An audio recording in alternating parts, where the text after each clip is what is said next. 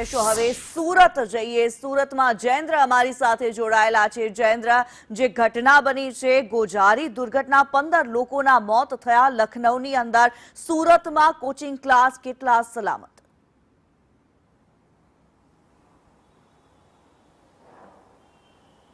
जी किन्नरी, आ घटना जे बनी है लखनऊ में दुखद है, कारण के आ रीते 6 वर्ष पहला पण सूरतना तक्षशिला अग्निकांड बन्यो હતો, જેમાં 21 લોકોના મોત નિપજ્યા હતા।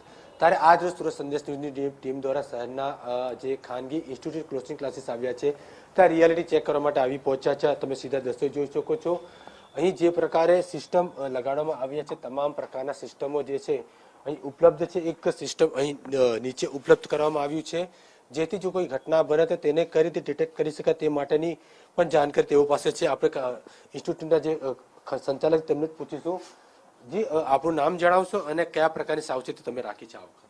મારું નામ તુષાર ગિનોયા છે અને અમે અત્યારે અહીંયા સાવચેતી રીતે પહેલાં તો બિલ્ડિંગનું જે પણ પરમિશન હોય છે એને ધ્યાનમાં રાખીને અમે ત્યાર પછી જ આ ક્લાસ ઓપન કરેલા હોય છે। ત્યાર પછી અમે જો જોવા જઈએ તો ત્યાર પછી બાળકોને એજ્યુકેટ કરવા એ બાબતમાં કે ફાયર સેફ્ટી થાય તો કેવી રીતે ફટાફટ બહાર નીકળવું, પહેલાં તો પોતાનું એજ્યુકેશન પહેલાં તો જરૂરી છે, તો પહેલાં જ બાળકોને કેવી રીતે પોતે બહાર નીકળવું।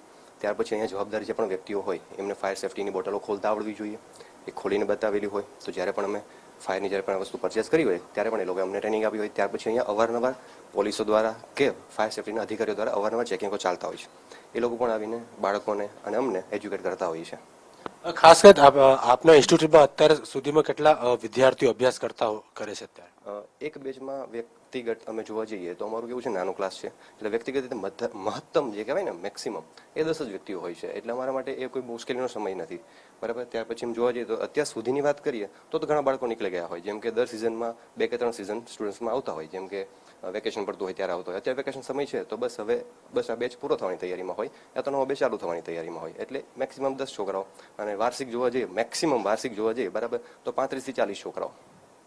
બિલકુલ, તે ગ્રાઉન્ડ ફ્લોર પર છે એટલે કે નિયમો અનુસાર બાટલો મૂકવાની ફરજ પડતી હોય છે, તો અહીં પણ બાટલો તો મૂકવામાં આવ્યો છે, પરંતુ તમામ પ્રકારની જે જાણકારી તે વિદ્યાર્થીઓને આપવામાં આવી છે। આપણે બીજા ટ્યુશન ક્લાસીસમાં પણ જઈશું, અહીં બાજુમાં જ છે તે પણ અહીં આને જોડતો જ ક્લાસીસ છે, ત્યાં પણ તમામ પ્રકારના ઉપકરણો જે છે તે ઉપલબ્ધ કરવામાં આવ્યા છે।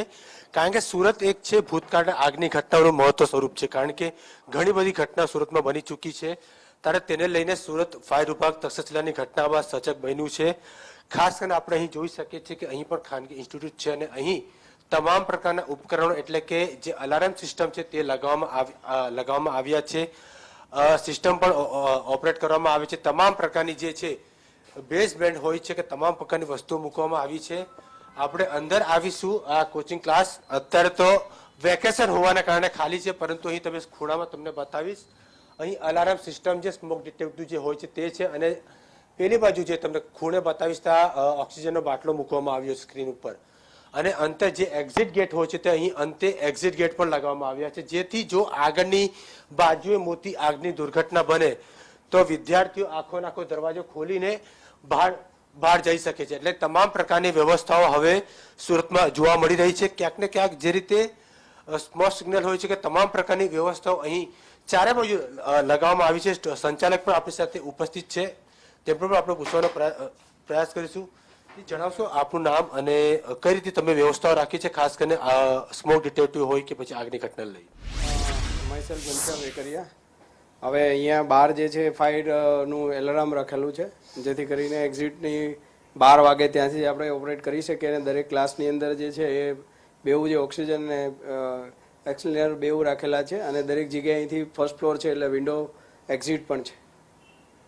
બિલકુલ, તમામ પ્રકારની વ્યવસ્થાઓ જે છે આ ટ્યુશન ક્લાસીસમાં કરવામાં આવી છે, એટલે કે ખાસ કરીને જે સુરતમાં ભૂતકાળમાં ઘટનાઓ બની ગઈ છે ત્યારબાદ ફાયર વિભાગથી લઈને ટ્યુશન સંચાલક તમામ વસ્તુ લોકો સચેત થઈ ચૂક્યા છે। જી બિલકુલ।